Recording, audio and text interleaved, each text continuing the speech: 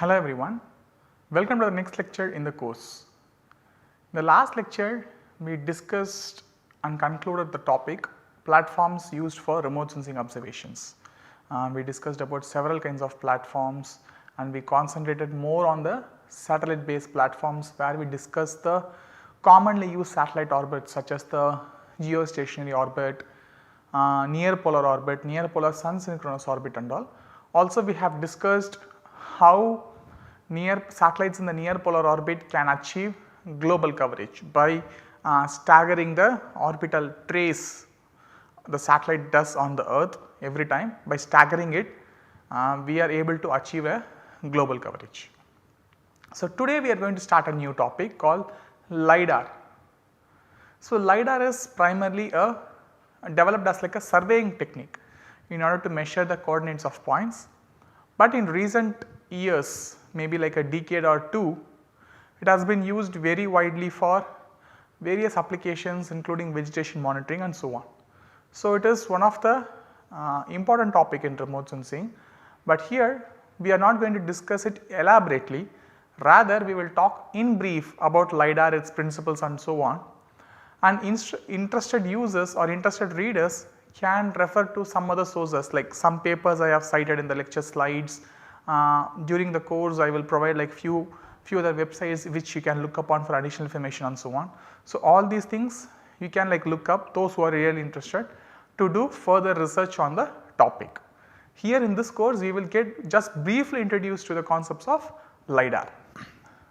So what LIDAR is? LIDAR is an acronym that stands for light detection and ranging. That is, here the term is very similar to radar, right? So there in radar what we have seen, we use microwave signals, or originally it was like radio waves which was used for detection and ranging of different objects. Here we employ similar concepts, but we use laser light for measuring the distances and detecting objects, and that is why the name LIDAR, light detection and ranging. It is again an active remote sensing method. In LIDAR 2, we will generate the wavelength we need, we will transmit it towards the target, get the backscattered signal back. Here also we are talking about backscattering, whatever we send it has to come back to the same sensor in the same direction. So backscattering only we are talking about. So whatever is coming back, we use that to range the distance between the objects and map them and also to infer some of its properties. And primarily LIDAR developed as a tool for engineering survey purposes, like those students coming in from like a civil engineering background or like earth science background would have done some courses on engineering surveying, where our primary aim will be to map the relative position of various points on the earth surface, like with respect to your station where your instrument is kept, you will try to measure the coordinates of different objects surrounding you, or with respect to like a boundary or with respect to some sort of like control points relative to that, we will try to measure the XYZ coordinates of other points. So LIDAR primarily developed or came into use in the field of like geoinformatics for that particular purpose. We use it for like surveying applications, and it first started its use in terrestrial instruments. So like total stations, electronic distance magnetic measurement, they are like different ways in which we use electromagnetic signals for engineering surveying purposes. LIDAR also came into picture like that. We used laser light for ranging the objects. Slowly people understood the advantages of LIDAR and it developed into different platforms. Like now LIDAR is available, or LIDAR observations are available not only from terrestrial scanners but also from airborne platforms as well as satellite platforms. And now LIDAR has moved from just being like a survey technique from like a independent remote sensing technique, where we not only measure the coordinates of points but we also try to get other useful information about the objects. We will see it toward the end of this particular lecture, this particular topic. So LIDAR is basically a ranging device. It measures the distance between the transmitter and the object that is in front of it or that is below it. If it is airborne platform, whatever the objects below it, it will measure the range. Essentially it is a ranging device. So it will measure the 3-dimensional coordinates. Finally that is what we will get. So how we will get 3-dimensional coordinates? Anyway, it just measures the distance, which is like a 1-dimensional distance like this. If the platform is aircraft is flying like this, it will just measure the distance in this particular axis. So how we are going to translate that into a 3-dimensional coordinate, that we will see. And also LIDAR came into use pretty long ago, like into surveying, into ground based surveying. LIDAR was beginning to be used few decades back, but in order for it to be used properly for airborne surveying or spaceborne remote sensing, surveying and remote sensing purposes, other technologies had to mature, which actually prolonged the arrival of LIDAR technology into airborne and spaceborne platforms. So essentially LIDAR cannot work independently. If we want a perfect 3-dimensional coordinates of Earth surface features, we need to use LIDAR in combination with other technologies such as GNSS, a global navigation satellite system, and we need to have like an IMU, like initial measurement unit, and so on. So that is the main reason why it took some time for LIDAR technology to mature and come into existence for remote sensing purposes through airborne and spaceborne platforms. Also LIDAR, since it is like light based ranging system, we use wavelengths in green band or NIR band. Traditionally I told it is like a laser light. So characteristically laser lights are monochromatic collimated beam of light. That is, like if you take our normal white light, what we get from sun or we get from our electric tube lights or whatever we use, it is not like properly monochromatic. They can come from like they will have like a mix of wavelengths that we have already seen, like white light composed of 7 different colors or 3 primary colors basically.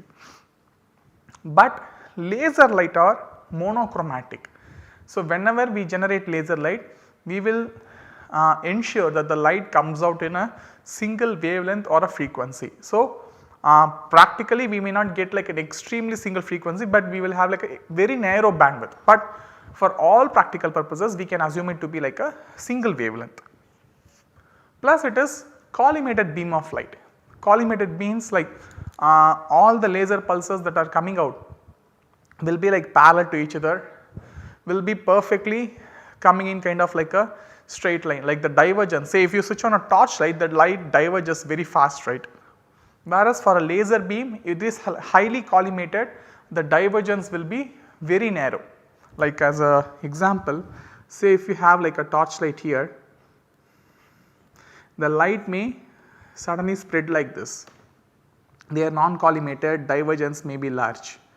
But for a laser pulse or like a laser light which is like highly collimated, the light may come out like this and the divergence will be very narrow. Divergence will be there, but it will be very narrow when we compare this with our normal light.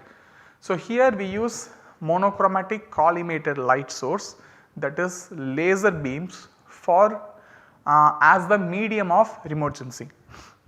And conventionally green wavelength roughly about 532 nanometers or NIR wavelength roughly 1064 nanometers, like 1.064 micrometers or 0.532 micrometers.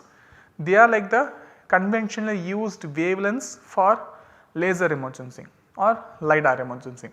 Basically for land surfaces remote sensing, NIR may produce like a very high reflectance. So that is why like NIR is often produced, like whatever be the feature, whether it is vegetation or bare soil, etc. NIR traditionally has like a higher reflectance, that is one. And also green wavelength among vegetation, green again can produce like higher reflectance compared to other visible wavelengths. Okay.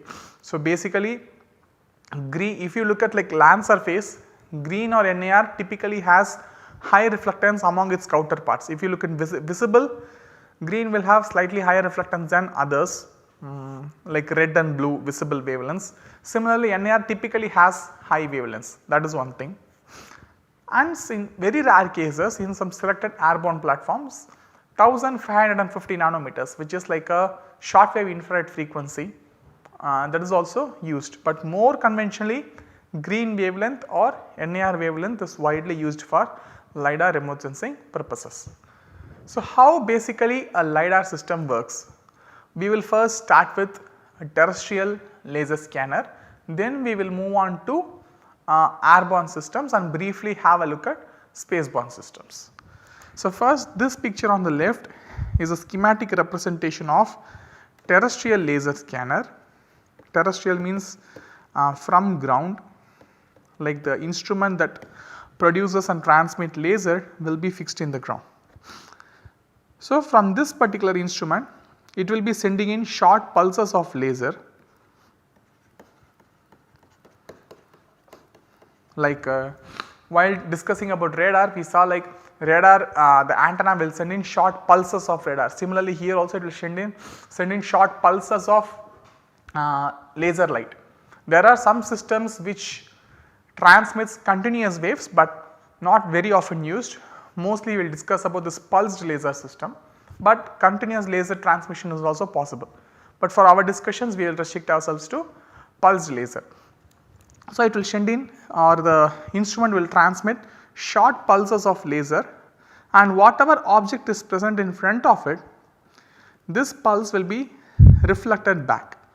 So, once this pulse is reflected back, the instrument can measure the distance between the instrument station and the target. So, this will produce the ranging in this particular line. Also, if the instrument is able to scan in the entire hemisphere surrounding it, say if I look from the top view, this is like the instrument location. So, if you look at from the top, instrument can potentially scan in all the 360-degree angles surrounding it, right. Normally like when we do ground based surveying using like a total station or something, that instrument is able to rotate in the horizontal plane for the entire 360 degrees. Same thing is applicable with LIDAR sensor too, it can rotate freely in 360 degrees. Similarly, it can rotate in the vertical plane from a horizontal to like vertical like this. So, it can rotate in both directions. When it does, it will be sending in pulses in all directions. Say when you like, say there is like a building standing in front of you, you are like just keeping the laser instrument pointed upwards. So, all the laser beams will be targeting the top portion of the building. Then slowly you come back and target up to the bottom of the building. Then we move from left to right covering the entire portion. Maybe we can start like this. It is kind of like doing like a scanning and stitching images. You do multiple scans to collect like the entire feature present before you.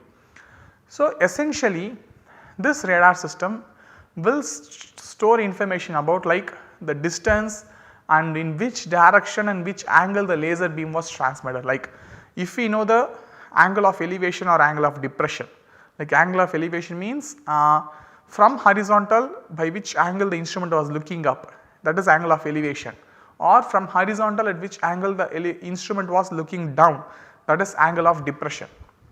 If we know this angle, and also if we know the azimuth angle, maybe with respect to like one particular direction, let us say this is my north, with respect to my north in which direction my instrument is pointing at, say here maybe like 30 degrees from north, or here maybe like 320 degrees from north, like that. If you know like these angles like two in both horizontal and vertical directions, and if you know the distance from the point of instrument to the target, then relative to the instrument station we will be able to locate this point, right. Say I have the coordinate here, or I know this particular position. From this particular position, using the angle in both horizontal and vertical axis, like this is say here there is some target, this is like and then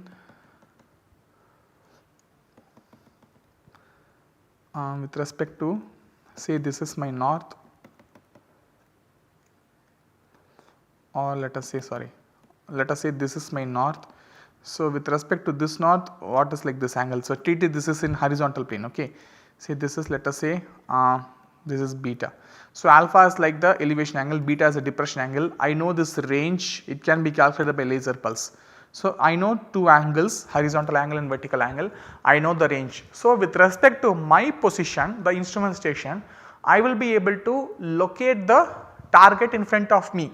So, if I have like 100 measurements of the building, like if I have taken range for 100 different points on the building, I will be able to locate all the 100 points with respect to my station. Imagine if I know the 3-dimensional coordinate of my station with respect to some reference datum.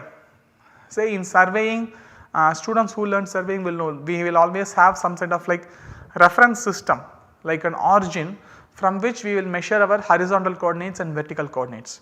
Like similarly earth has its like there are like lot of datum available. Let us take for example, we are using this WGS 1984 reference system, like you have some XY origin and some Z origin. Above Z origin means above which you measure all the elevation, XY means like from which you measure all the horizontal coordinates, okay.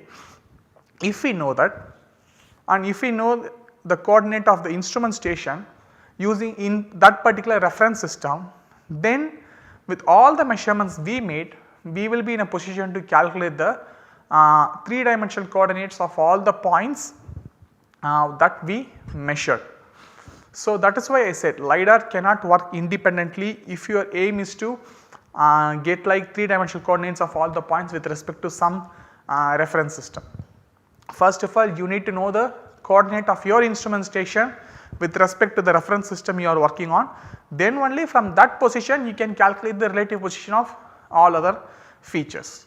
So, this is like the basic working principle of a terrestrial LIDAR system. Coming to aircraft, exactly same principle. Aircraft will be moving like this. We will have like a LIDAR system attached with it looking down, vertically downwards. So, let us say the LIDAR system is just fixed like this, looking at the nadir. So, as the aircraft flies, it will measure the range between the instrument and the target along the line of its flight path. Say aircraft is flying like this is like the terrain. When it flies, if it sends in laser pulses, like aircraft is moving continuously. So, each of this position or the range for each of this point will be measured by this laser system. So, if you know the coordinate, that is the x, y, z coordinate of the instrument station from which you measured the range, we will be able to position or we will be able to estimate the x, y and z coordinate of each of this ground points. So, again we need to know the coordinates of the instrument station from which the laser beam is transmitted. So, this will produce what we just saw, it will produce like a profile or like a XYZ coordinate information along the line of light. Traditionally this will give like elevation, the LIDAR will only give like, if you look at in terms of like vertical direction it will measure elevation, or if you talk in terms of like horizontal direction you are measuring distance. Basically it is a distance measuring device. So, using this distance you can, and if you know the coordinate of your instrument station, you can calculate the coordinate of ground point. Imagine the aircraft system, now the LIDAR is also fitted with a scanner, across track scanning mechanism like a mirror or something. So, what it will do, the laser beam will be transmitted, but now since scanner is present, it will be able to scan across a swath width. So, it will scan like this while it is moving. So, now take it in analogy with the ground based scanner. Aircraft is moving like this, you are continuously recording the coordinates of your aircraft station. You are also measuring the angle at which the laser beam is transmitted and received. So, we know the coordinate, we know the angle and the direction in that particular angle. So, using this geometry we will be able to calculate the coordinates of the ground points. So, essentially this is the working mechanism of LIDAR. But how do we get the coordinate of our platforms? In ground based terrestrial laser scanners, it is simple, like simple in the sense we know like the ground measurement techniques. We already have established ground control points, from that we can take it, or we can do our own surveying, like you can do a total station based survey, or you can extend the control net and establish new control points from which you can do the surveying, all these things. So, that is like a different topic, engineering surveying, that is possible. But to do it from an aircraft or a spacecraft, we need a independent source of data which provides the coordinates. That is where the role of GNSS comes in, like Global Navigational Satellite System, or very commonly one of the most widely used GNSS system is GPS, Global Positioning System. We all know GPS as a common name. GPS is just one of the GNSS systems, like it is deployed and maintained by United States, which we commonly use. But apart from GPS, there are like other systems available that are like implemented and maintained by different countries. India has its own, China has its own, Russia has its own, and so on. So, collectively all these systems are called GNSS, Global Navigation Satellite System. So, if you have a receiver, it is like a satellite based coordinate measurement system. So, it uses observations from multiple satellites, and it uses like basic surveying principles, using which we can establish the coordinate of our instrument station. So, our aircraft should have this GNSS receiver, which will collect measurements from all the satellites surrounding it, whatever the system that is there and whatever the system the receiver is capable of receiving. Like certain GNSS receiver may receive only like GPS, certain may receive GPS, Galileo, GLONASS, some may receive like Indian IRNSS and so on. It depends on which receiver we use. So, based on our receiver's capacity, we can receive signals from several satellites in space, from which the coordinate of our own ground point or our own platform can be established. So, essentially your aircraft should have like a high response, high quality GPS receiver, which will give the coordinates of the aircraft continuously. So, that will give you the XYZ of the aircraft location. Let us know within the aircraft we know where the laser system, like say the GPS antenna may be kept here, the laser scanner may be kept here. Okay. So, with the GPS coordinate system will measure the XYZ with respect to this is entirely enclosed in an aircraft box. So, the GPS will give the coordinates of this particular point, the antenna position. With respect to this antenna position, we can measure at which location this is installed within the aircraft. So, basically we know the coordinate of this LIDAR system also. So, that coordinate can be established as the aircraft flies continuously. Then we also have what is known as an IMU, inertial measurement unit, which will tell us in which direction or what is the attitude of the platform. Attitude means when an aircraft is like flying like this, we normally expect the aircraft to fly perfectly straight horizontally, but sometimes due to any disturbances it can change its attitude, like it can undergo roll like this, it can undergo pitch like this, it can undergo yaw like this. Okay. 3 different axes x, y, z. If it rotates around the x axis along the direction of flight, it is called roll. If it moves like this, like the nose goes up and the nose goes down, we call it as pitch. Or if it rotates like this about the vertical axis, we call it yaw. It can happen anytime. So, when the attitude changes, maybe the angle in which the instrument is pointed will be changing. Like as a very simple example I tell you, we are, let us say we have planned the aircraft to fly straight like this, and we have like a LIDAR scanner attached that looks only at the nadir. Okay. Now, when the aircraft is flying like this, suddenly a gust of wind blew, or the pilot has to do some urgent maneuvering to save the aircraft, some emergency came, something happened, the pilot has to do some sort of like quick maneuvering. So, let us say there was a roll that is given to the aircraft like this. Suddenly the aircraft, like with, instead of moving like this, it had a roll like this, one instant it went like this and came back. Okay. When a roll is given, what will happen? We will be thinking the laser beam is pointing downwards. So, the range is measured like this, but at the instant of this roll, the laser beam is now pointing not at the nadir, but with certain angle.